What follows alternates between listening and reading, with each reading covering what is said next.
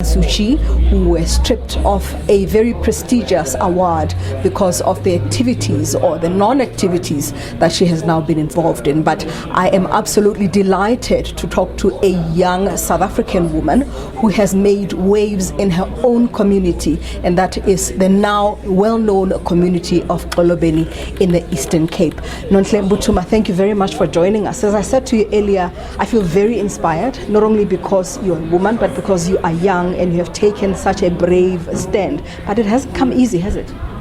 As a woman and a young person, it wasn't easy at all. Because sometimes, patriarchy is there in South Africa, people using muscles.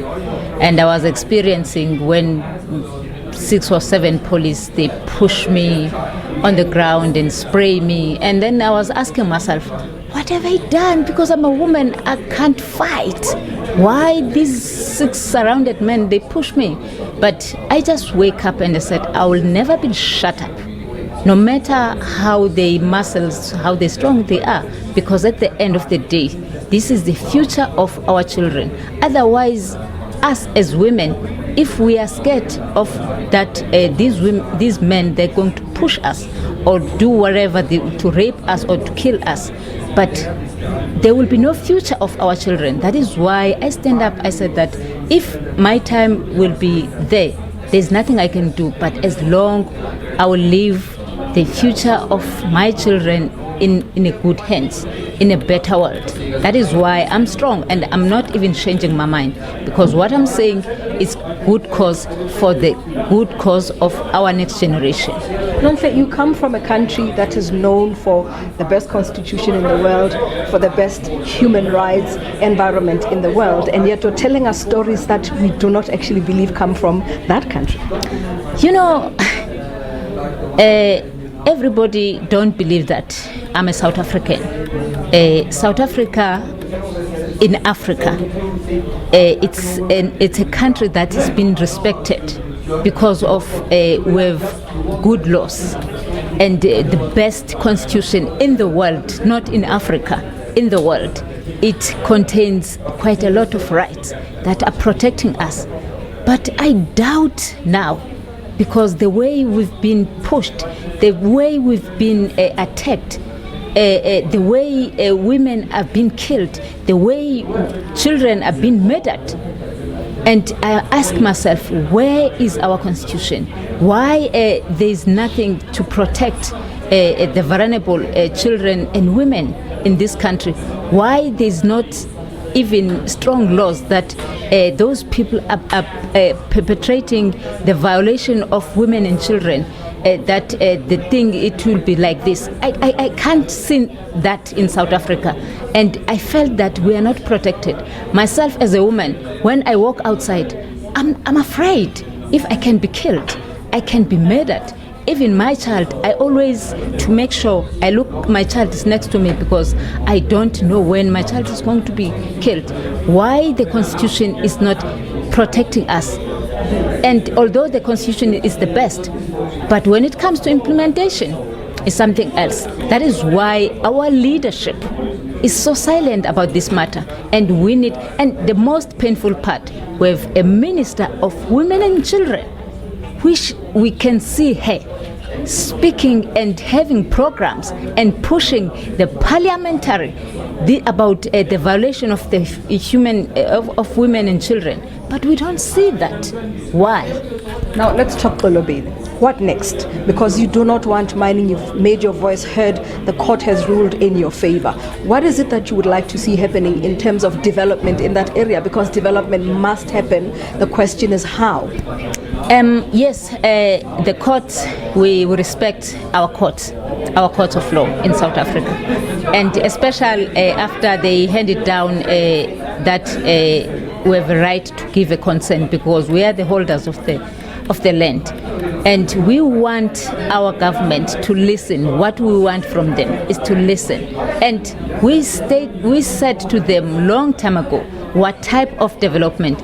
We not anti-development. We are for development, and the development that we want to see in Xolobeni, we want to see ecotourism, we want to see agriculture. And when we said agriculture, we are not talking about monoculture, because monoculture as well is coming with consequences. We've seen where there's a sugar plantation, people were being evicted. We are talking about a small scale where people are going to practice agriculture for themselves, not a crop that is going to take place. That is what we want to see. But the Minister of Minerals right now is always pushing to say that our community needs a development. And the question, is he a Minister of Economic Development? Why it bothers him? Why he never even invite Minister of Tourism, Minister of Economic Development, Minister of Agriculture, and then we can see that what he's saying is true. He is trying to assist us, but he is alone as a Minister of Minerals. He's pushing. He don't want to include other ministers to come and to implement what we want. That is why we said that we have a right to choose our own development, because we know what is good for us.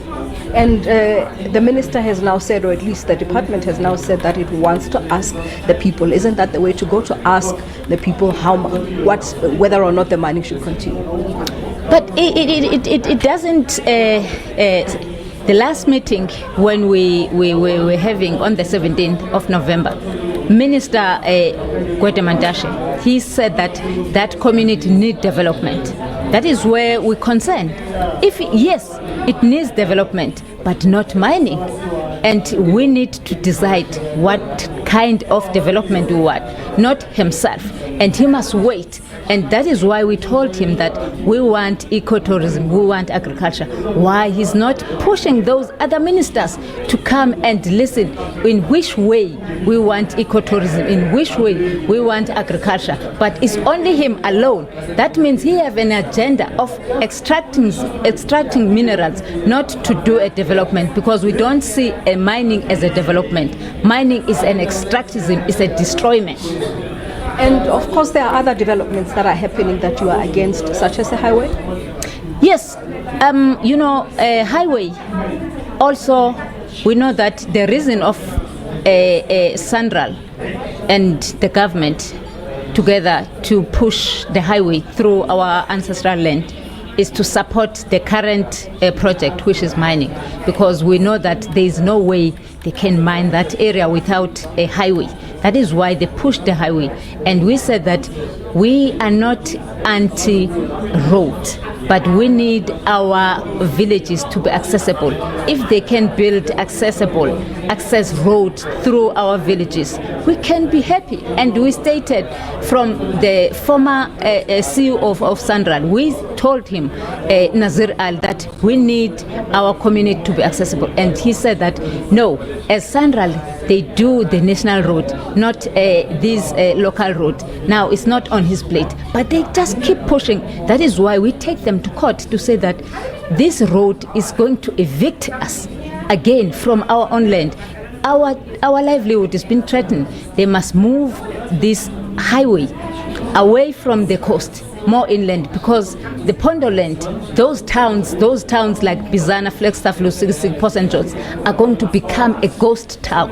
Why this highway is not linked to those towns and then to build an access road to the villages? Which business they are targeting along the coast? It's obvious. They are targeting the minerals. Nonhle, is your life still under threat? My life is still under threat. And I'm still not even sure if it's a good thing to stay at my own house, because recently there was a call where somebody told me that there is a hitman that are looking for me. And after a minute when I dropped the phone, I saw a car, an ND car, and they were just turning around and looking at me to say, and I was like, geez, this is true, because sometimes people are making stories to make you scared. And I just believe that this is true. Why these 4 guys, they were just turn around when they saw me on the street, and they just turn around. And I just see that, and that car was keep coming to where I hide. And because I was looking at the window, my life is still in danger. As long the mining, those people, they want the mining, they push the mining because they see that I'm the stumbling block, I'm the one. But they are fooling themselves. Even if they get rid of me, as Bazuka is already been dead, and they were thinking it would be easy. They are fooling themselves. We are so many. And that is why we said that if they decided to get rid of us, they must get rid of us all. And then they will mine. But as long we are still there, but to take one by one is not going to help them to get what they want. Now, Nonhle, Xolobeni is not different from other parts of the African continent. Now, I would like you to give a message, and perhaps what is it that you can do as a young woman to inspire other young women on the continent to ensure that they play the role that you are playing, which is very important? I just call upon all other young women all over the world, because what is happening in Xolobeni is not happening in Xolobeni.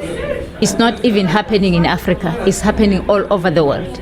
But in order to protect the lives of the next generation, because at the end, our children are going to blame us that we take a decision on behalf of us that to live in shacks, to live in dumping places. Now we need to stand up and to fight for the rights of our people and to speak out and to not to be afraid of being intimidated as women, to say that we are fighting for the right cause and to not to be afraid, otherwise to be scared and we give a space for an enemy. Let's not give any space for an enemy at this time.